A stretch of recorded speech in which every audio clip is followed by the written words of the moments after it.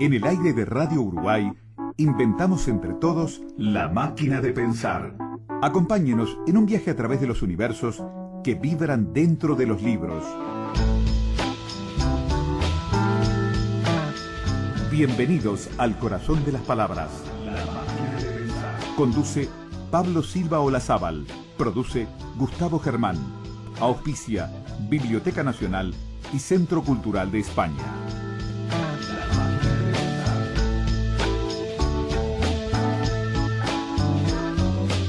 Esta semana vino de cómic, de historieta surtida. Toda la semana intentamos de alguna forma ir preparando lo que va a ser este sábado y domingo ahí en el Auditorio del Sodre, Montevideo Comics, a partir de las 13 horas todo el día. Sábado y domingo va a haber películas, pagando una sola entrada, ustedes ven películas, asisten a conferencias, charlas, ven mucha gente disfrazada, gente muy rara, en fin. Hay de todo un poco en realidad, hay muchísimo más, ¿no? Hay nuevas tecnologías. El año pasado había un escáner, por ejemplo, en 3D, que yo nunca había visto. Pero bueno, o estaba también la gente de Walter Tunier y Selkirk, pudimos ver el escenario en donde se hizo el dibujo animado, la animación Selkirk. En fin, hay muchas cosas en Montevideo Comic, no las podemos agotar todas, pero de alguna forma estamos dando unos pantallazos.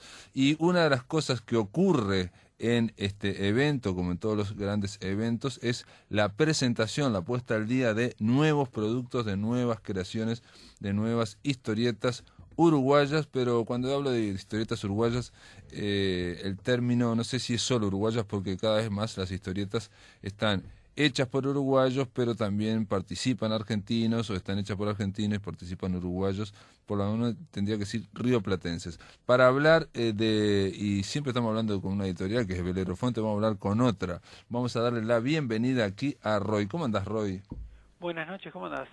Roy es el hombre que, bueno, una vez viniste acá para hablar de las historietas que hacías con Bea, ¿no? En su momento eran una dupla, Roy y Bea. Pero ahora estás encargado de Dragón Comics, una editorial. ¿Cómo es esto? Sí, en realidad con Bea empezamos Dragon Comics allá por el 2003.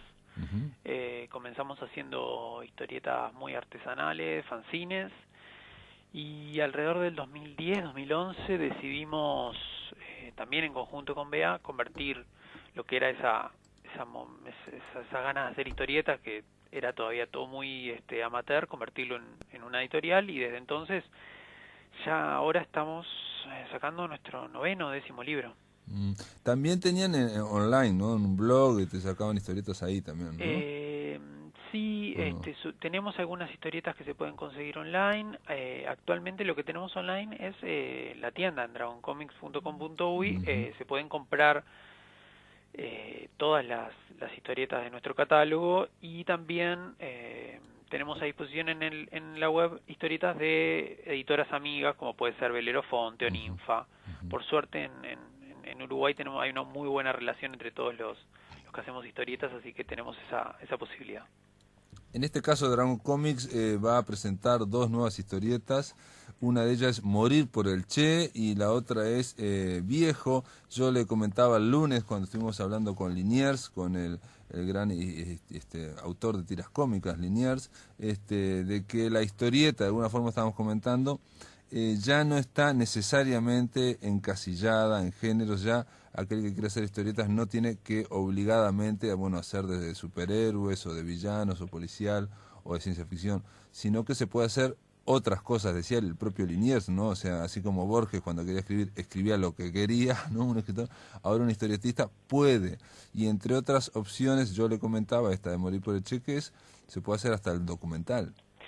Sí, yo creo que lo que ha pasado estos últimos años, por lo menos en Uruguay, es que se ha empezado a tomar la historieta como lo que realmente es, que es un medio, y explorar todas las posibilidades que te da el medio, y salir un poco de quizás de la historieta específicamente de un género.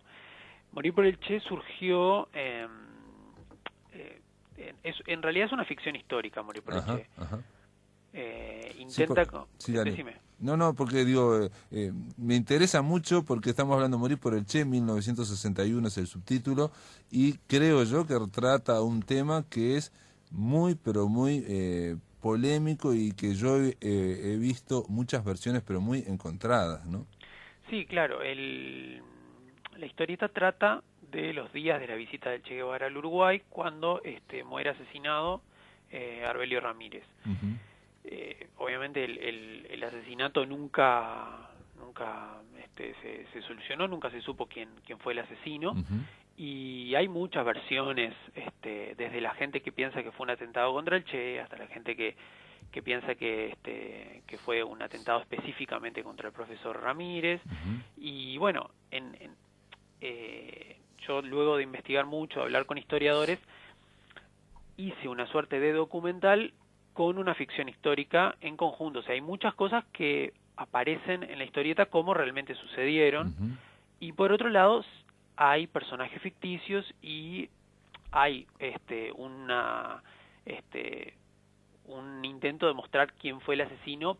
Para mí, en esos casos es donde hay una ficción, y en todo lo demás se intenta mantenerse fiel a los hechos durante esos días. Se trata de un hecho, de todas formas, que creo yo, digo, esto es una opinión mía nomás, hace falta investigar más. Me parece que no hubo una gran... me parece a mí, porque he visto versiones muy encontradas. En concreto, una vez hablando con Gerardo Caetano, el historiador, le planteé, porque había visto una obra de teatro que recientemente también trata, es una obra de teatro sobre Felisberto Hernández, que estaba casada con África, con esta que era espía de la KGB, y bueno, ella estaba vinculada de alguna forma con Arbelio Ramírez. En fin, y lo que le pregunté, si era posible que aquí en Montevideo hubiera guerra, ¿no? O sea, entre la KGB y la CIA, ¿no? Pues siempre se habla de la acción de la CIA, ¿no? Sí. Y él me dijo, bueno, era la Guerra Fría, en todo el mundo estaba la KGB contra la CIA, ¿no? Claro, o sea, sí, en parte yo lo que me encontré fue eso que vos decís, o sea, poca investigación específica. Sin embargo, algunos historiadores que habían se habían documentado sobre el caso para hacer libros más genéricos. Pongo el caso por ejemplo, de Gerardo Leibner, que escribió Camaradas y Compañeros, con el que tuve una entrevista, que tiene 2 o 3 capítulos a los cuales le dedica toda la parte de la Guerra Fría en Uruguay. Y bueno, hablamos del tema específico, pero se notaba que no había una investigación muy sobre la visita del Che, sino como un atentado más o un momento más de esos años. Después sí, con el que tuve contacto fue con Bacheta, que escribió La República a la Deriva, que sí trata, que es una investigación muy específica sobre el asesinato de Arbelio Ramírez. Pero de nuevo, yo no me quiero poner desde el lado del historiador, claro, ¿no? Del historiador o del documentalista. Yo simplemente hice una ficción, documentado lo más posible para mantener los hechos lo más fieles posibles en la medida de lo posible. Ahora, vos como autor entonces de historieta, aquí lo que te planteas más que nada es, primero, el tema te atrae por alguna razón, que ahora te voy a preguntar por qué te atrae tanto el tema, pero una vez que te atrae el tema y te planteas hacer una historieta, vos querés volar un poco la imaginación, o sea, lo que querés es no tropezar con ningún problemita, digamos, de inverosimilitud o de fantasía. ¿Eso te entiendo? No, o sea, creo que el primer objetivo es que sea una historia entretenida, que uno la lea y que la entienda y que se sienta atraído a ese tema y que le guste. Luego sí, que conozca sobre el tema, que sepa que el Che vino a Uruguay, que sepa que alguien murió y que nunca se supo quién lo mató, que sepa que sucedían cosas en esos años que quizás fueron como una suerte de chispa de lo que pasó en años posteriores, pero que eso sea quizás algo secundario. Que lo importante es que la gente lea la historia y que le guste. Por ejemplo, yo estoy pensando ahora en la historieta, como Fito Santulo, Rodolfo Santulo decía, yo no hago historia, yo hago historieta, y en la del Graf Spee, que también tiene mucha documentación y toda esa historia, al final aparece el tema de la bomba atómica, que era un anacronismo. En ese momento no podía tenerse los planos de la bomba atómica todavía, digamos, ¿no?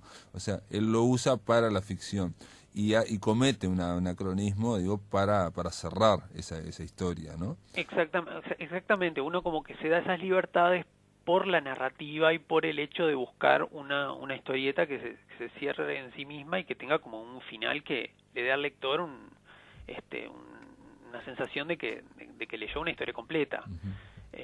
Ahora, en el caso de Graf Spee, me parece que hay como una distancia y nadie se va a quejar si en la Águila de la Atlántida ahí desembarcaban justo los planos de la bomba atómica, ¿no? Futura. Pero en el caso que vos elegiste, que es el Che Guevara, que eso ocurrió en el Paraninfo, está bastante vívido. A mí me hicieron la historia en su momento y yo siempre me imaginé a alguien tirando un tiro en el Paraninfo y pegándole al profesor Arbelio Ramírez. Después me enteré que no tenía nada que ver. En fin, hay una serie de cosas populares. ¿No sentís un poco la presión o la responsabilidad del tema? Sí, mira, cuando me puse a escribir el libro, me sentía mucho la responsabilidad por dos razones. Primero, por hacerlo con los dibujos de Marcos Vergara, que es argentino, y de estar escribiendo sobre el Che, que me parece que es como una figura muy importante como para cualquier autor que se ponga a escribir sobre él. Lo segundo sí era el hecho en sí, y lo primero que me preocupé fue estar documentado y echar por la borda todos los mitos que había en torno al hecho y al asesinato, y quedarme con las teorías más, si se quiere, con más peso o las más posibles. Sí, había un mito que también me contaron que decían que Arbelio lo habían matado porque se parecía al Che. Exacto, a mí me dijeron. Y bueno, Arbelio era pelado, sí. era flaquito, tenía una nariz como en gancho. Pero aparte lo mataron de como 2 cuadras o 1 cuadra y media más abajo del Paraninfo. Exactamente, el Che iba en un taxi como a 3 cuadras más abajo cuando se hicieron los disparos. Entonces, como que había un montón de mitos alrededor del hecho que hacía que... Fue lo primero que yo me quise decir, bueno, en este libro todos esos mitos tienen que desaparecer. O sea, intentemos que se base en los hechos más probados, más comprobados. ¿Por qué elegiste el tema? Obviamente porque está la figura del Che, o de alguna forma, o de no sé, a través de alguna relación familiar, o de algo que leíste cuando era chico, ¿te interesó mucho el asesinato del profesor Arbelio Ramírez? No, a mí cuando me contaron la historia me pasó lo mismo que a vos. Me contaron una historia me contaron que lo habían matado a Arbelio Ramírez porque se parecía al Che. Bueno, me parecía algo sumamente curioso.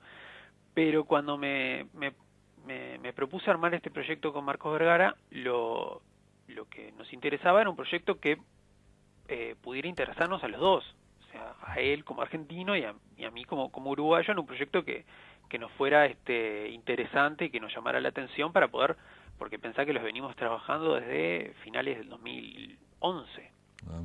Entonces, para proyectos que son mucho por amor al arte, que hay que dedicarle mucho tiempo, está bueno que uno sienta ese amor por el proyecto.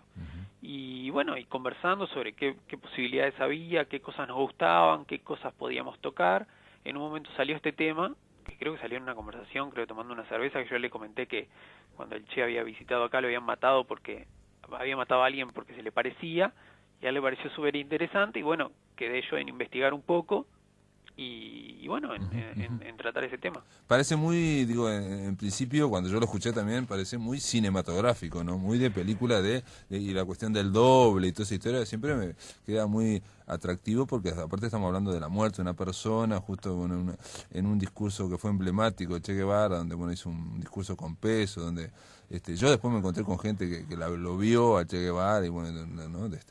Y era una cuestión toda muy mítica. Es que yo creo que en esa semana que estuvo el Che Guevara en Uruguay pasaron un montón de cosas que quizás el común de la gente no las conoce, que fueron muy llamativas quizás por lo que parecen ficción. O sea, que hayan entrado un grupo de personas al Paraninfo unas horas antes del discurso del Che a tirar bombas de olor como acto terrorista para evitar que se haga el discurso, es algo que ahora nos causaría un montón de gracia, porque sí. O sea, ahora tirás una bomba, o sea, no tirás una bomba de olor que de última se puede solucionar y de última se hizo el acto, o que justo el Che hable de cómo cuando se hace el primer disparo no se sabe cuándo va a ser el último. Sí, una frase que quedó hasta toda la historia, ¿no? Exactamente, donde que en la misma noche se haga el primer disparo. Entonces, son como como pequeños detalles que pasaron en ese momento que yo creo que hicieron que la historia sea como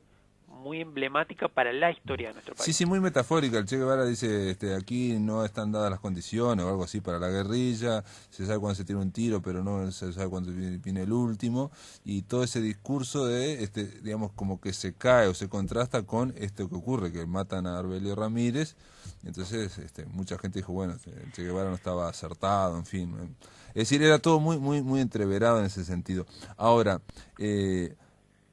Arbelio Ramírez es un uruguayo, tiene familia, yo sé que hay familia acá, hay familiares aquí que están vivos, o sea, toda esa parte no te pesa, te pregunto yo, y la segunda pregunta también la misma, el tema de África, el tema de María Luisa de las Heras, la esposa de Felisberto, ¿está incluido o no? Sí, está incluido y creo que yo me basé en varias entrevistas que le hicieron a la familia de Arbelio Ramírez que están registradas. Yo, en principio, todos los personajes reales que aparecen en la novela se trataron con el mayor de los respetos. O sea, en ningún momento se trata a ningún personaje real con un intento de burla o mucho menos. Para mí, Arbelio, yo le tengo mucho más respeto ahora a Arbelio Ramírez después que investigué todo lo sucedido que incluso antes. Y en todas las entrevistas con la familia me di cuenta que era imposible hacer el libro sin incluir a Patria o a María Luisa de las Heras, porque tenía una vinculación muy grande con la familia de Arbelio Ramírez. Incluso era como la madrina postiza de uno de los hijos. O sea, era imposible desvincularla de lo que había salido, de lo que había sucedido en esos días. Roy, y para terminar un poco, ahora estaba pensando, una vez yo vi la obra de teatro de Roberto Chavarro sobre Felisberto Hernández, que hay tiene un papel importante, Arbelio Ramírez, y da su hipótesis sobre el asesinato, sobre la muerte, que es una hipótesis, que es totalmente contraria a la habitual, a la que se conoce. Por otro lado, yo no la vi, hay una película que se llama Una bala para el Che, que creo que trata el mismo tema, ¿o no? Sí, creo que salió el año pasado. Sí, ¿no la viste? No, en el momento preferí no verla, porque además escuché una entrevista a una de las guionistas y ella decía que era absolutamente ficción. Sí, decían que era ficción. Y entonces en ese momento dije, prefiero no verla, por lo menos hasta no terminar de hacer el libro para no contaminarme con esa idea. Está bien. De lo que y esto se va a presentar en Montevideo Comics, esta historieta Morir por el Che, y después se va a vender en librerías, ¿no? Sí, claro, se presenta en Montevideo Comics ahora el 18 y 19 de mayo, que es una convención de historietas que se realiza ahora en la sala de la Reta, y se presenta esa historieta, y presentamos también El Viejo, que son historietas recopilatorias que se publicaron originalmente en la revista Freeway, realizadas por Alceo en los guiones y por Matías Vergara en los dibujos, y presentamos los dos libros, y los dos libros luego van a estar en ventas en librerías acá en Uruguay y en Argentina, porque los dos son con coedición con la editorial Loco Rabia de Argentina. Ah, los dos están coeditados con Loco Rabia. Sí. Y esa es una editorial, digamos, con el mismo perfil que el Dragon Comics. En realidad la mayoría de las editoriales que han surgido en los últimos años tienen todas como el mismo perfil. Loco Rabia ya tiene un catálogo de 25, 30 libros, además ha coeditado muchos libros con Belerofonte, y sí, tenemos además Marcos Vergara, que es el dibujante de Morir por el Che, es uno de los responsables de esa editorial, así que nos parecía como algo sí, lógico. Marcos Vergara lo conocemos de historietas con Fito Santulo, ¿no? O sea, balizas, claro, balizas y Cena con amigos. Cena con amigos, esa está muy bien, esa historieta está muy bien. En el caso del Viejo, son preguntas, porque no la vi, desde ya te la estoy mangueando, o sea, que voy a estar el fin de semana en Montevideo Comics para tenerlas y para poder después leerlas y poder conversar un poco más in extenso sobre cada una de ellas. Pero simplemente estuve hablando con Matías Vergara y no me quedó claro si son como tiras, como son historias chiquitas. Claro, El Viejo salían 2 páginas de historieta que eran como pequeñas historias autoconclusivas de un mismo personaje que se llama El Viejo, bueno, escritas por Alceo, dibujadas por Matías Vergara, que fueron saliendo en Freeway durante 2 o 3 años, mensualmente, y si bien son historias autoconclusivas de 2 páginas, todas como que muestran a ese personaje del viejo, que es un personaje como muy ácido y enojado con la vida y...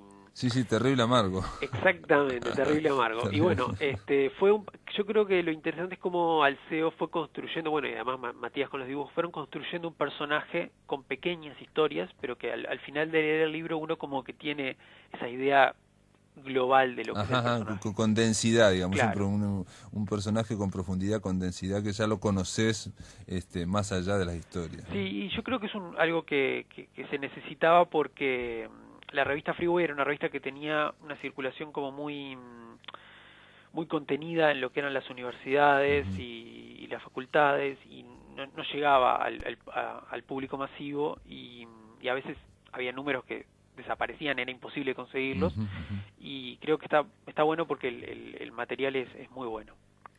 Está bien. Dice el viejo, mis historietas son literatura, no el mambo del Parque Rodó.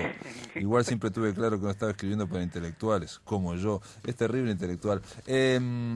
Nada, Roy, felicitaciones por las dos. Digo, cuando las tengamos acá, las leamos, podemos conversar in extenso. Capaz que también podemos llamar a Marcos Vergara y podemos conversar vía telefónica. Y nada, felicitaciones. ¿Hay algún momento de presentación en especial o va a estar ahí en Montevideo Comics y a la venta? Sí, bueno, va a estar en Montevideo Comics, va a estar a la venta, y luego vamos a hacer una presentación el 20 de junio en la sala Simón Bolívar. Bueno. Y que supongo que será alrededor de las 7 de la tarde. Pero eso me avisas antes, digamos, y así podemos charlar antes, digo, previo a esa presentación, capaz, de repente, ¿no? Sí, cómo no, te vamos a hacer llegar los libros, claro. Dale, bueno, muy bien. Roy de Dragón Comics, te doy las gracias por estar acá en La Máquina de Pensar. Bueno, gracias a ustedes. Chao. En el aire de Radio Uruguay, La Máquina de Pensar.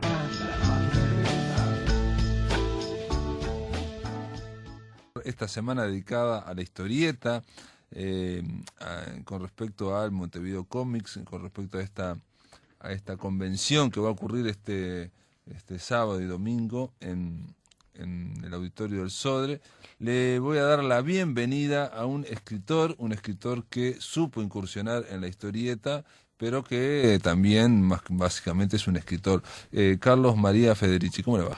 Buenas noches, y buenas noches a todos los que están, los que se interesaron y están escuchando esta sesión que estamos haciendo acá, porque va a ser un poquito nostalgiosa y un poquito futurista también, porque vamos a prever alguna cosa que puede pasar, ¿no? Carlos María Federici es responsable de una considerable producción literaria publicada a nivel nacional e internacional. En los géneros, es un escritor de géneros de ciencia ficción, policial y terror. Pero también Carlos María Federici supo incursionar en la historieta, en otro arte, no en la literatura, sino en la historieta, y eso me llamó siempre la atención, como guionista y como dibujante a la misma vez. Claro, simplemente se resume muy fácil, es decir, en una sola idea. Me gusta más lo de narrador que lo de escritor, que quizás tenga más altos vuelos. Lo mío es otra cosa. Es lo popular, es la literatura que se llamó en Estados Unidos pulp, y que tuvo su auge y la repercusión aquí en nuestros países también, con las colecciones aquellas populares que todos recordamos de Argentina, de Thor y de Editorial Molino, que traía... Es decir, yo básicamente soy narrador, entonces yo considero la historieta, y lo he dicho varias veces, inclusive poniéndome a veces en contraste con otras opiniones, la historieta es un género más para mí de la narrativa, como es el cuento, la novela, la historieta. Nosotros utilizamos en la historieta símbolos icónicos, como se dice ahora, para ayudar a la narración. Eso se complementa con lo escrito. No se deben contraponer y no se debe superponer una a la otra. Entonces, la tendencia de hacer dibujos pictóricos, como se hacen ahora, que parece poco menos que sacado de la Capilla Sixtina, pueden ir o atentar contra el flujo narrativo. Entonces, yo creo que no, que lo que debe primar es la narración por sobre el dibujo. El dibujo debe estar algo subordinado. Al servicio de la narración, para que eso efectivamente, el lector vaya y subordinado. consumiendo, digamos, avanzando en la narración, esa es la idea, en el hilo, haciendo avanzar. Claro. Es decir, si uno se para a mirar los detalles que tiene una escena, súper documentada, como se usa, por ejemplo, mucho en Europa, Sí, sí, sí. se queda un momento ahí y se puede correr el riesgo del progreso, sobre todo en esta época que la atención dispara de un momento a otro y en segundo lo apartan. Pero como que son dos grandes escuelas, ¿no? Está la escuela de Estados Unidos de la historieta, que es un poco la que está la de los superhéroes y todo esto, y después está la escuela esa europea que tiene, bueno, o sea, Tintín, por ejemplo, es un gran hilo narrativo, pero hay un montón de pequeñas cositas. Pero no llega al extremo de tapar con el dibujo la narración, ni en la narración tapa el dibujo. Claro. Ahora, no es exacto que la escuela norteamericana sea de los superhéroes. La escuela norteamericana empezó mucho antes, empezó con las tiras de prensa. Y las tiras de prensa, contrariamente a lo que se sostiene ahora, porque la gente olvida fácil, sobre todo en estos temas, ya se ocupaba de temas humanistas muchísimo antes, por ejemplo, que el tan promocionado de Héctor Oestergel en Argentina, que es una persona que yo admiro muchísimo, pero que ya tenía antecedentes en las tiras diarias. Había tiras diarias de gran humanismo. Yo voy a nombrar una o dos. Por ejemplo, el doctor Rex Morgan. Había, por ejemplo, pero muchas tiras que tenían hasta el Ben Bolt, la historia de un boxeador. Estaba todo desarrollado en base a valores humanos. Y también en nociones positivas, que es algo que se dejó de lado. Lo de los superhéroes fue una tendencia fluctuante, porque empezaron en la época de la Segunda Guerra, empezaron un poquito antes, bueno, empezó en el año 1938 con Superman, que fue un hito, diríamos, una piedra de toque, y ahí empezaron las imitaciones, las variaciones, y después todo eso, cuando estaba la época de la guerra, tuvo un florecimiento, después bajó. Yo justamente empecé a interesarme en el tema a una edad muy temprana, pero ya había pasado. Entonces, en ese momento, como los superhéroes habían decrecido y prácticamente se habían esfumado, empezaron los géneros en historieta. Entonces, usted encontraba una enorme variedad que ahora se extraña muchísimo para el que la vio, que eran historietas de terror, historietas del oeste, historietas de guerra, historietas policiales, de crimen, etcétera. Es decir, los géneros. Algunos, ¿no? Detectives. Sí, de crimen y de investigación. De espías también, por ejemplo, ¿no? De espías no había mucho porque no entrábamos todavía en la Guerra Fría, apenas sí entraba. Después sí, en unos pocos años más, cualquier tipo de historieta que usted veía de origen norteamericano estaba totalmente influida por el terror que se tenía de la invasión. Y después y las de guerra, ¿no? También de guerra y sobre todo de invasión, de infiltración. Sobre todo eso se tenía mucho miedo, de ataque repentino, bueno, todo eso. Inclusive se hacían, yo me acuerdo, yo me escribí con una persona un poco después, ya en la década de 60, y era común en ese tiempo que las familias se hicieran un refugio antibombas. En las escuelas le daban clase a los alumnos para que se ensayaran en caso de un ataque nuclear cómo había que refugiarse. Bueno, pobrecito, no, abajo de una mesa, ¿qué van a hacer? El átomo llega para era la histeria por la bomba atómica. Pero cualquier tema, inclusive de ciencia ficción, estaba influido por ese tipo de cosas de que... Pero a usted, por ejemplo, menciona, le digo, perdona que le interrumpa, pero menciona una historieta que yo la leía y que sale por fuera de todo esto, que es Rip Kirby, por ejemplo. Sí, Rip Kirby, ahí está. Rip Kirby fue también una historieta modélica en su momento, y que después fue decayendo un poco por el divismo que tomó el autor, que al adorar demasiado a una persona, después va decayendo la producción y además entran ciertas consideraciones comerciales que lo hacen salir. No fue, Rick Kirby empezó muy bien tirando, diríamos, hacia la serie negra, hacia la investigación del detective solitario. Después se fue abriendo un poco más y terminó haciendo unos buenos dibujos, y ahí es donde se nota la diferencia. Y unos guiones muy pobres. Entonces la historieta de Rick Kirby decayó. Pero era una historieta que en su momento, por lo menos el recuerdo que yo tengo, es que la máquina narrativa estaba muy bien aceitada. Claro, porque la historieta, justamente, la historieta diaria, la historieta de prensa que se hacía, que en ese momento los diarios eran el pan de cada día, lo compraba todo el mundo, tenía un mecanismo narrativo que yo lo he tratado de seguirlo cuando hice mi primera tira.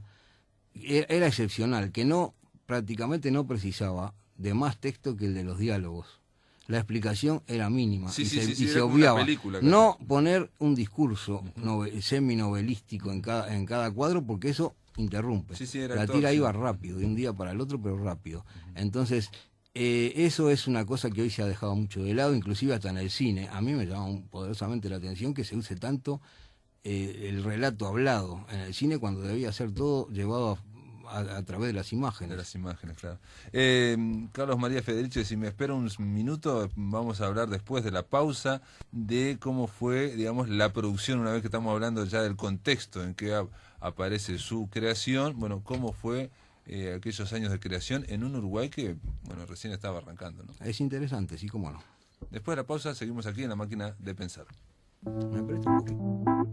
En el aire de Radio Uruguay, La Máquina de Pensar.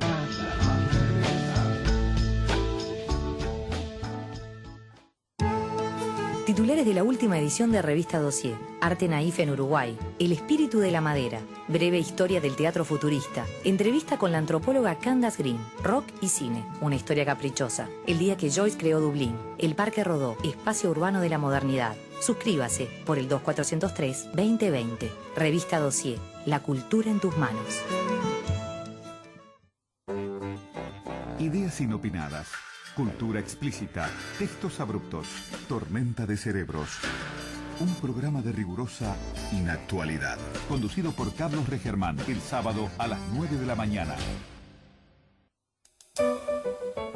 La noche se llena de radio. Se llena de radio. Desde las 21 hasta el final del día, Visión Nocturna. La noche de Uruguay en plena luz. En plena luz.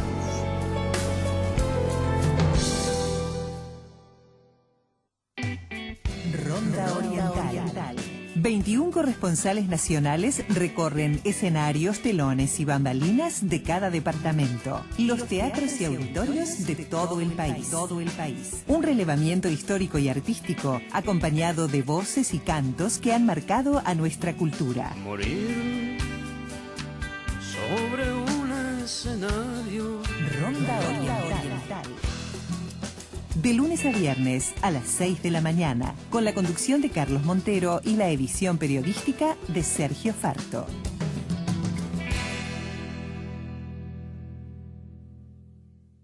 Más futuro, más compromiso, más sentidos, más gestión, más corazón, más sueños, más emoción, más abono. El Auditorio Nacional del Sodre presenta Más Abono. Regresa el sistema de abonos para la temporada 2013. Hay 5 abonos para elegir. A la venta exclusivamente en el auditorio. www.auditorio.ui. Somos Radio Uruguay, 1050 AM Montevideo, Uruguay, y sus repetidoras 103.9 FM en Colonia, 100.1 FM en Bella Unión, 98.7 FM en Artigas, 104.3 FM en Salto y 103.5 FM en Paysandú. Emisoras de Radiodifusión Nacional Sodre.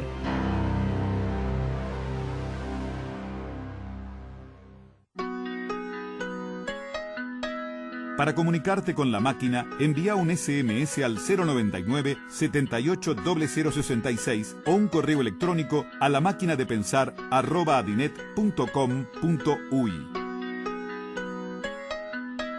Si querés volver a escuchar charlas, entrevistas o columnas, ingresa a piensamáquina.blogspot.com y bienvenido al corazón de las palabras.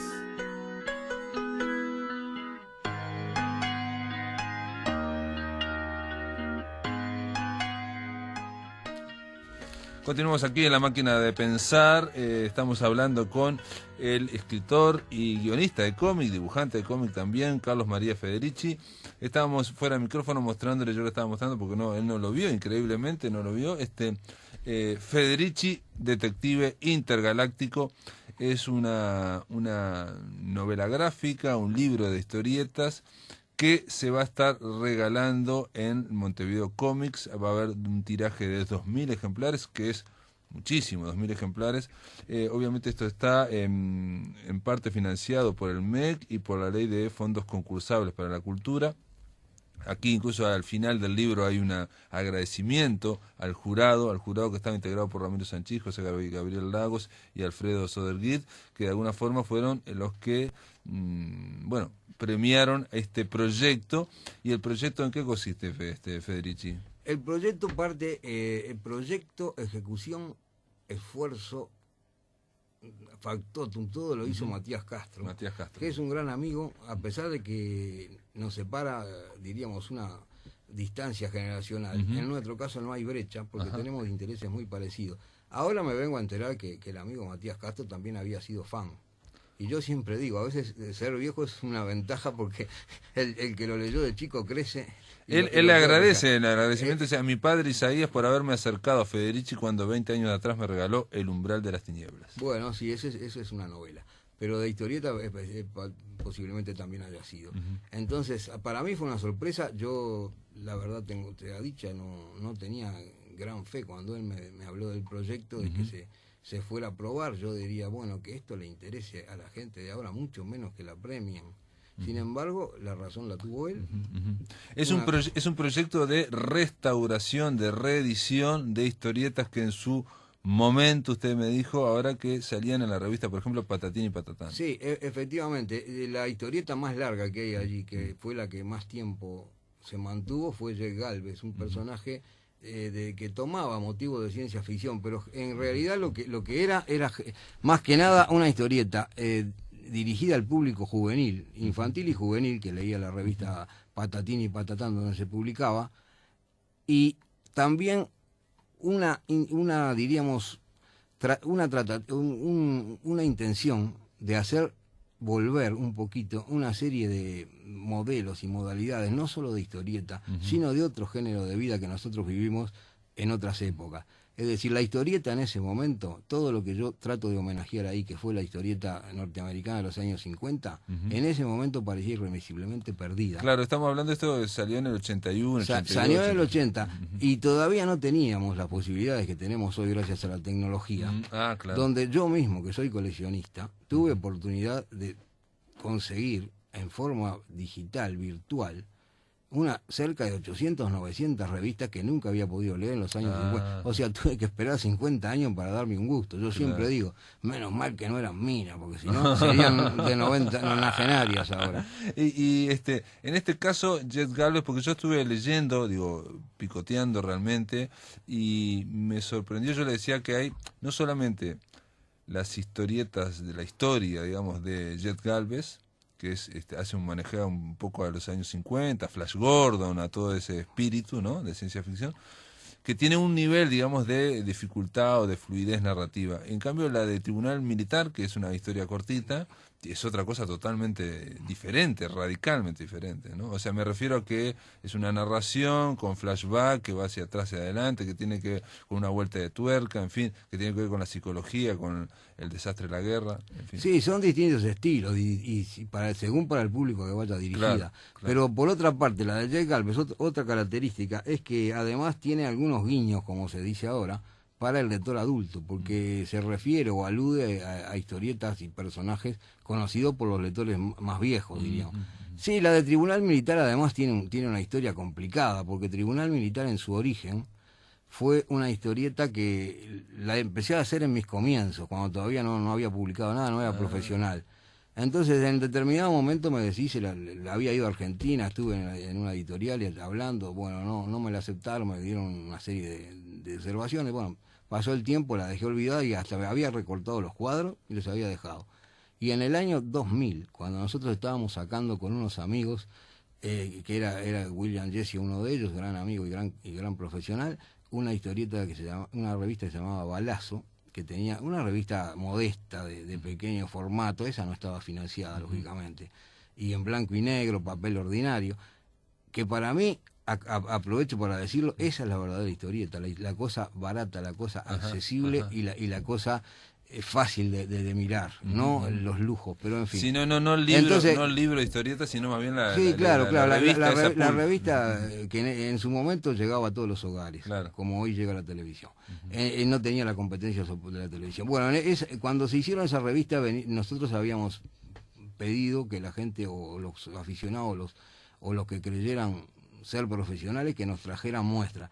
Y venían unas muestras tan malas, no tuve suerte en ese momento, que yo dije, voy a rescatar esta que yo tenía, a ver si yo puedo armar una historieta de guerra más o menos para que esta gente vea cómo se hace. Y después me gustó cómo quedaba, le hice una síntesis del argumento que era mucho más extenso, y justamente con la experiencia que yo había ido acumulando en todos Claro, esos años, claro, le doy claro. otro estilo más maduro, o sea, más, y aprovechando más los recursos y terminándolo con un final más irónico que el original. Yo lo tengo escrito también como cuento, como Porque relato breve. estamos hablando de una historieta de este Tribunal Militar que es muy breve, son 2 páginas, Claro, 4 páginas. acá son 4 páginas. Eran 6 páginas de revista apaisada. Claro. Acá la juntaron, por eso parece breve.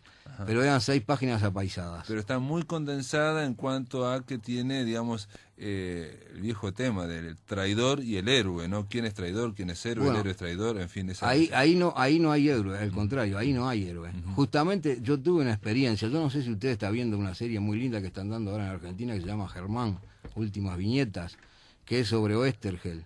Oesterheld, cuando fue a Columba. Va a venir el director ahora. Sí, va a venir el director y el guionista, que está muy bueno, ahí para felicitarlo. Pero ahí muestran, quizás metafóricamente, no sé si pasó, pero Oesterheld llevaba sus ideas, que son en las cuales yo me basé, de la guerra sin héroe, la guerra, el enemigo es la propia guerra en sí, y a una editorial que era muy tradicionalista y no quería eso. Y a mí me pasó, años después, yo mandé ese mismo guión, pero más largo, por eso tienen historietas de más páginas, cerca de 10 páginas, lo tenía hecho todo. Y una de las reparos que me hicieron, dejando aparte la falla que podía tener, porque uno no es Oesterheld, dejando la falla que podía tener, me pusieron no hay héroe, como falta. No hay héroe. O sea, no hay héroe en esa historieta. Ahí no hay héroe, no hay traidor. O sea, eso de héroe y traidor es un vocabulario que maneja el soldado, que justamente es el más tradicionalista, que es el sargento. Claro. Pero ahí no hay un héroe, porque lo que hace el hombre no es heroísmo, es todo lo contrario. Ahora también está bastante cargada, por lo menos acá, de texto, digamos, porque el texto es muy importante. Claro, también. en este caso estamos hablando de algo que es muy profundo y muy importante. Estamos condensando en pocas páginas claro. y estamos tratando de decir algo más. Yo lo puedo hacer sin texto cuando es más largo. O sea, los textos, el caso de la tira diaria, que yo no mencionaba, que no tenía texto, la tira diaria se extendía meses. Entonces usted se puede alargar un poquito. Acá hay que condensar. El texto narrativo sí, diríamos, es aceptable o es recomendable cuando evita con su redacción un par de cuadros. Yo estoy avanzando, a veces sí, para ahorrar camino. No, y aparte aquí hay flashback y bueno, hay otros discursos a otro nivel. Todo esto aparte en el caso del Tribunal Militar me estuve fijando con un dibujo mucho más digamos, más cuidado o quizás más extremado el tema de los contrastes. Claro, porque acá es decir, la otra es una historieta liviana, una historieta para niños, e iba en color, no se olvide, el color llenaba muchos espacios blancos. Entonces, a esto va en blanco y negro. Una pregunta de Jet Galvez, ya que estamos, porque yo entrevisté también acá a Robin Hood, el famoso guionista, ¿no? Sí, Robin Hood es un paradigma. Es impresionante Robin Hood. Bueno, pero acá yo encontré que, por ejemplo, algunas imágenes de algunas mujeres, por ejemplo, que a usted le gusta dibujar mucho de mujeres, por ejemplo, una podía ser inspirada en Greta Garbo. Hay una ¿sabe quién es la inspiración? Le voy a decir porque ya es fallecida. Elizabeth Taylor es la inspiración.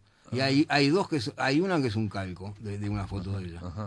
No, pero yo, ahora estoy buscando una de Greta Garbo que me hizo acordar aquella película de Ninochka, que ella hace de espía, pero bueno. Garbo Loves, donde Garbo se reía. Sí, ¿no? Y también me pareció el estilo de mujer también de Rita Hayworth, ¿no?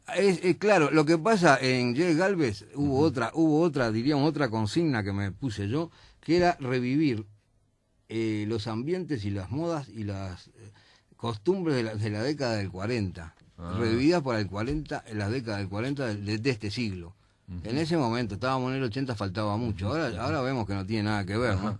Esta podía ser. Ese personaje es una alusión al que lee historieta, a un personaje de Milton Caniff, la dama dragón. Por eso dice el millonario Canifópolos. Bueno. Y la combinación del nombre es justamente de la dama al dragón y Pagana Lee, que era un personaje de Rick Kirby. La malvada de Rick Kirby. La malvada de Rick Kirby. La fan fatal de Rick Kirby. Puede ser mujeres de Rick Kirby también.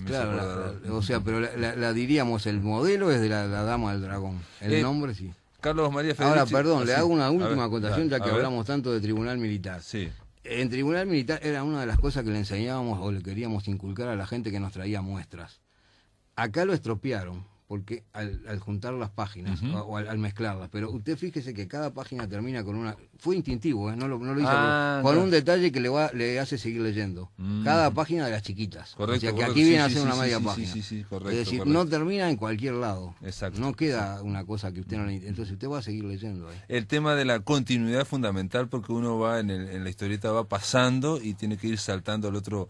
En realidad Matías Castro creo que lo dijo, que uno cuando lee la historieta casi que no lee los dibujos, lee entre dibujos. Claro, sí. O sea, se tiene que imaginar la persona todo lo que pasa entre cada Sí, viñeta. todo eso ya es hilar un poco fino. Es cierto, puede ser. Algunos dicen sí, se lee entre cuadros, eso sí se ha dicho varias veces. Pero... Nos quedamos con las ganas de hablar de Barry Cohen, que es el ese otro. fue mi debut en historieta. Ese fue su debut. Ahí tiene lo que yo le explicaba. Esa tira está inspirada en las grandes tiras, que en ese momento prácticamente se habían olvidado. Estamos hablando ya del año 68. Pero tiene una característica, se la voy a decir. Todas las historias que leí de historietas, se considera como la primera historieta integrada, entre comillas. O sea que el personaje... afro se pone... Era negro, sí. Bueno, sí. Hasta le ese gané momento, digamos, a esa por un mes, de casualidad no. O sea que es un salió detective, un mes antes. es un detective que es negro, Es negro afrodescendiente. y eso me lo hizo dar cuenta una persona que me entrevistó una vez. Dice, y es negro y además tiene 2 ayudantes blancos, cosa que a mí en ese momento no me fijé. No lo hice por afán de reivindicación, a pesar de que en ese tiempo estaba de moda todo lo de las marchas de Chicago 68, y todo. Claro. Eso fue antes, se creó antes, en el 63, que era cuando empezaba todo. Esto es del 63. Lo hice por la simple necesidad de buscar un personaje original, porque yo fui muy lector de novelas policiales, de cuentos policiales, y tenía toda la colección de la revista de Ellery Queen. Y había detectives de todo tipo, desde el detective ciego a la mujer detective, a la vieja, a la solterona. Había un detective iraní, me acuerdo, pero no había un solo detective negro. Entonces dije, vamos a hacer uno. Y se lo hice. Después estaba, creo que Chester Haim, ¿no? Que después se hizo... Sí, eso fue después, pero yo lo que le digo fue antes, toda la década del 50, ¿no? Que yo lo leía en esa época. Está bien. Quizás existían, pero se conocían poco o no se conocían. No venía directamente. Yo, por ejemplo, en esa colección en sí no había ni uno solo. Claro. Así que debía haber, pero no en esa colección en sí no. Así que ¿quién le dice que en Estados Unidos alguien diga, bueno, mirá, acá hay un antecedente? Sí, lo dijeron porque a mí yo me escribí con varias personas de allá, eso lo saben. ¿Cuántas veces eso se dijo?